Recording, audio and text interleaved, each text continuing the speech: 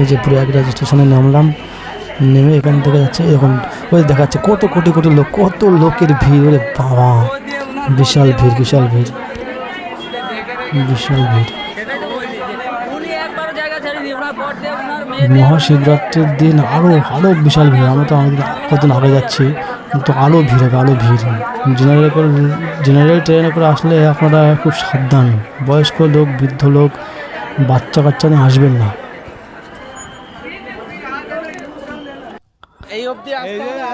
এই আমরা হাঁটা শুরু করে দিয়েছি, এখন হাঁটা শুরু করে দিয়েছি। মানুষ যে এত ভিড় সত্ত্বেও মানুষ যে আসছে, আর কত কিলোমিটার যে হাঁটতে হবে তার কোনো কুল কিনারা নেই, তার কোনো কুল। পুলিশ প্রশাসন এখানে সবসময় টহল দিচ্ছে, ঘুরে বেড়াচ্ছে।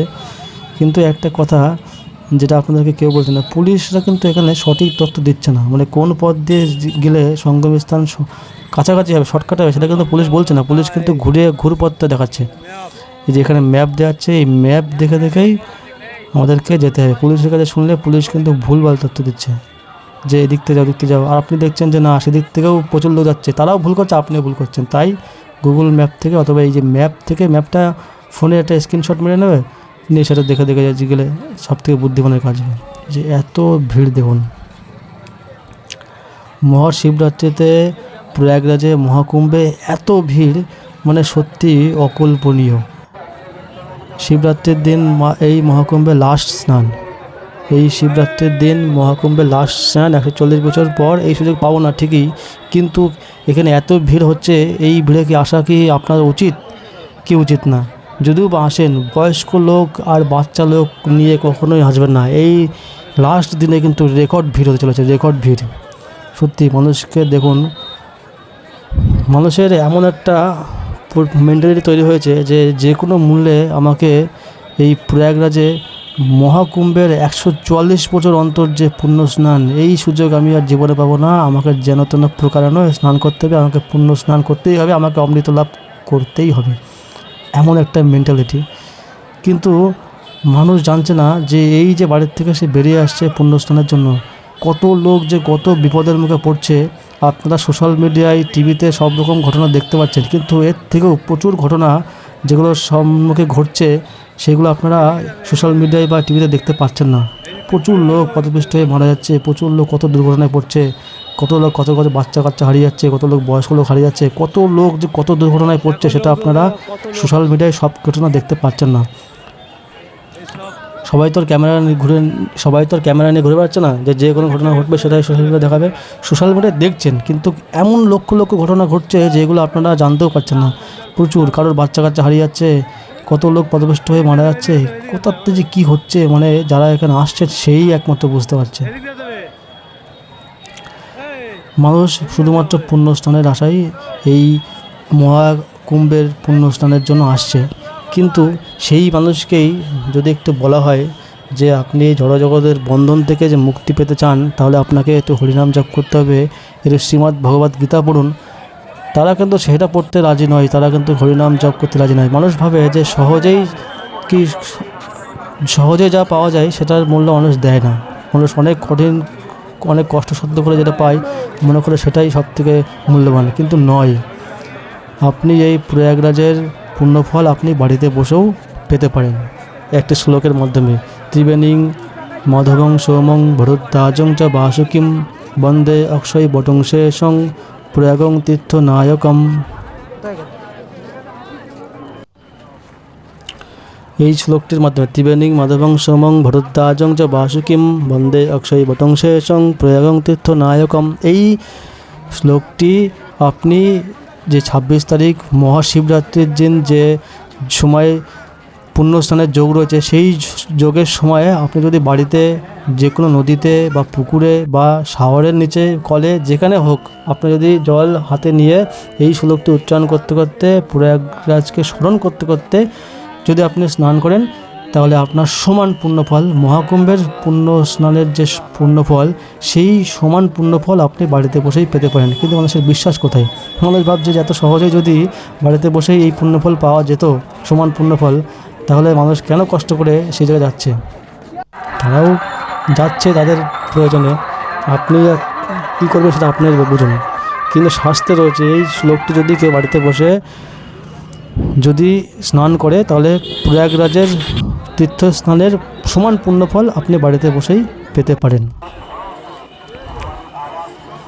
অনেকে প্রশ্ন করতে পারে এই যে ইসকনের ভক্তরা নানা রকম সাধু সন্ন্যাসী তারা যাচ্ছে কেন? তারা যাচ্ছে শুধুমাত্র এত কোটি কোটি লোকের ভক্ত সমাবেশ তাদের মধ্যে শ্রীমদ্ ভগবদ্গীতার প্রচার করতে, তাদেরকে জানাতে যে এই জড়জগতের এই ভবরোগ এই ভব সমুদ্র এর থেকে মুক্তি পেতে আপনাকে ভগবানের চরণাশ্রয়ী হতেই হবে, এছাড়া আর কোনো উপায় নেই। আপনাকে এই মহাকুম্ভের প্রয়াগের অমৃত স্নান আপনাকে অমর করতে পারবে না। আপনাকে সত্যিই যদি আপনি প্রকৃত অমর হতে চান তাহলে আপনাকে শ্রীমদ্ ভগবদ্গীতা পড়তে হবে।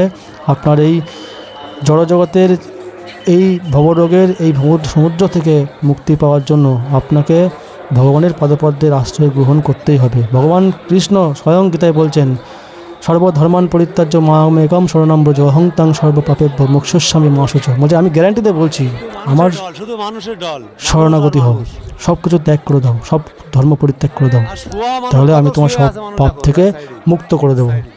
তাই ভগবানের এই সন্দেশ শ্রীমদ্ ভগবদ্গীতা, ভগবানের এই বার্তা শ্রীমদ্ ভগবদ্গীতা, এটা ভক্তদের মধ্যে মানুষের মধ্যে প্রচার করার জন্যই একমাত্র ভক্তরা এই প্রয়াগে তীর্থস্নানে যাচ্ছে, তার সঙ্গে সঙ্গে তারা স্নানও করছে। তাই আপনি শ্রীমদ্ ভগবদ্গীতা পড়ুন, আপনি হরিনাম জপ করুন, এর মাধ্যমে আপনি সমস্ত জড়জাগতিক যে ক্লেশ, যে দুঃখ কষ্ট, এর থেকে চিরতরে মুক্তি পেতে পারেন আপনি বাড়িতে বসেই। তার জন্য এত কষ্টসাধ্য করে আপনাকে প্রয়াগে যেতেই হবে এরকম কোনো মানে নেই।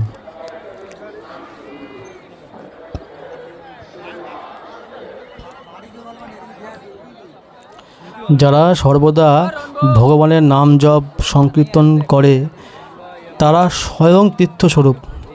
তারা পৃথিবীর যে স্থানে যায় সেই স্থানটা তীর্থস্থান হয়ে যায়।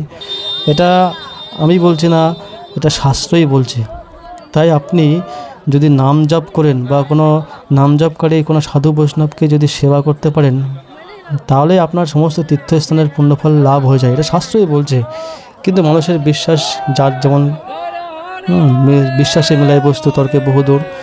তাই মানুষ ভাবছে যে আমার এই মহাকুম্ভে স্নান করলেই আমি অমৃত লাভ করতে পারবো, আমি অমর হয়ে যাব, আমার পুণ্য লাভ হবে, আমার সমস্ত পাপ বিনষ্ট হবে। কিন্তু না, সমস্ত পাপ যদি মহাকুম্ভে স্নান করলেই বিনষ্ট হতো তাহলে পৃথিবীতে পাপ থাকতো না, সবাই পুণ্যবান হয়ে যেত। কত কোটি কোটি লোক তো যাচ্ছে, 144 কোটি দেশের জনসংখ্যা, তার থেকে 40 কোটি লোক এই মহাকুম্ভে স্নান করছে। তাহলে তো 50% পাপ তো আমাদের ভারতবর্ষতে গায়েব হয়ে যাওয়ার কথা।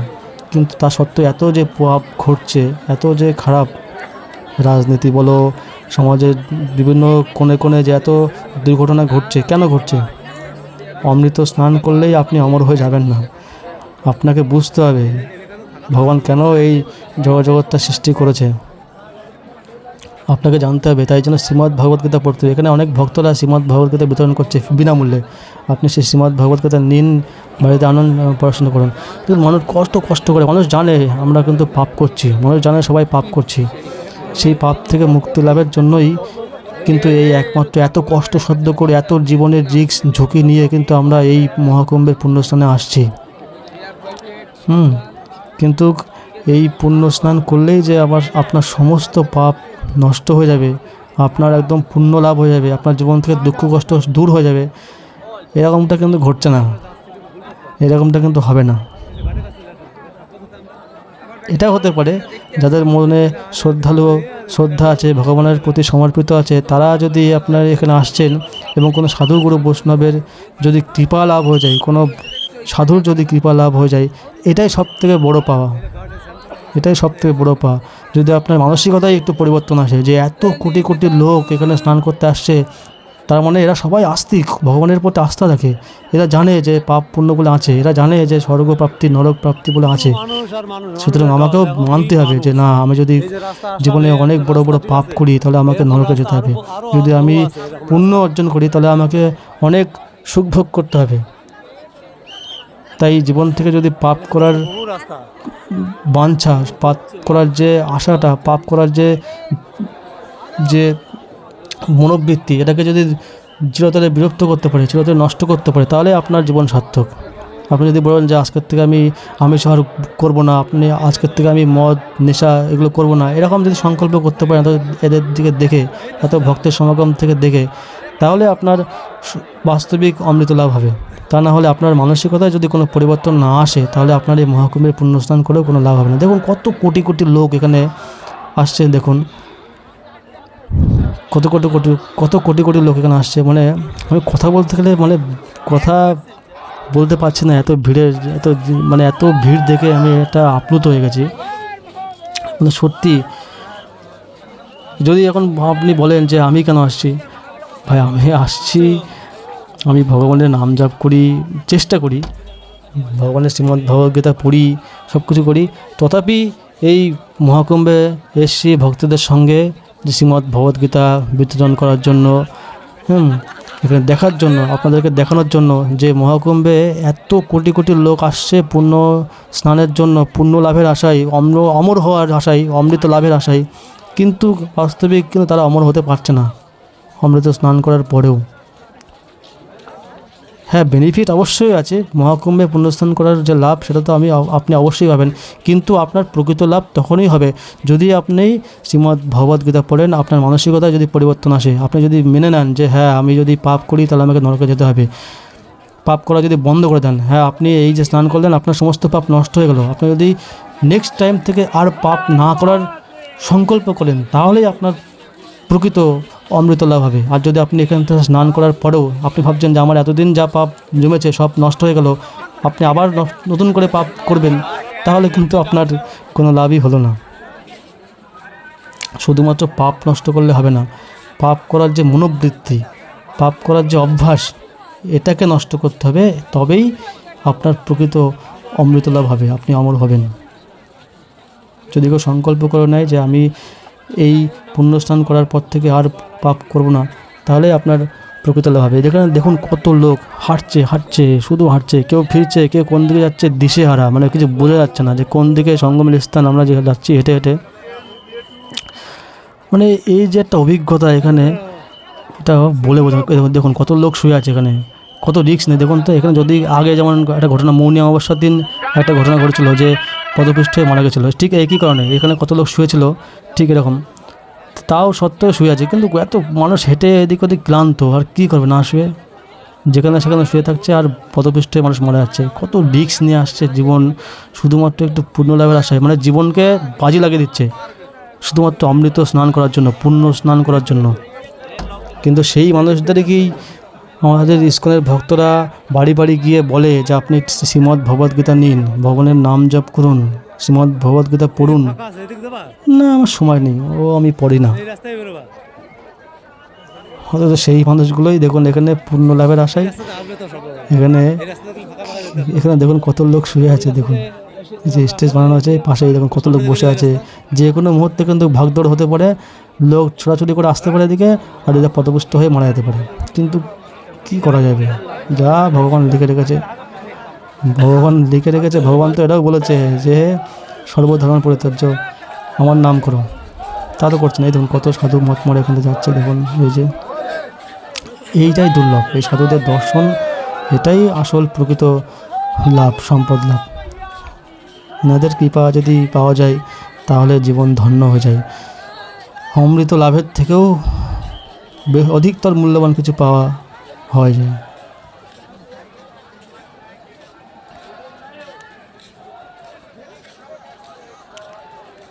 যাই হোক, আপনারা যারা মহাশিবরাত্রির দিন পুণ্যস্নানের জন্য আসবেন, তাদের জন্য একটা সতর্কবার্তা যে আপনারা বাচ্চা কাচ্চা নিয়ে আসবেন না, প্লিজ রিকোয়েস্ট করে বলছি, বয়স্ক লোক নিয়ে আসবেন না, যতই তারা বায়না করুক না কেন, কেননা এটা কিন্তু বড় রিস্ক।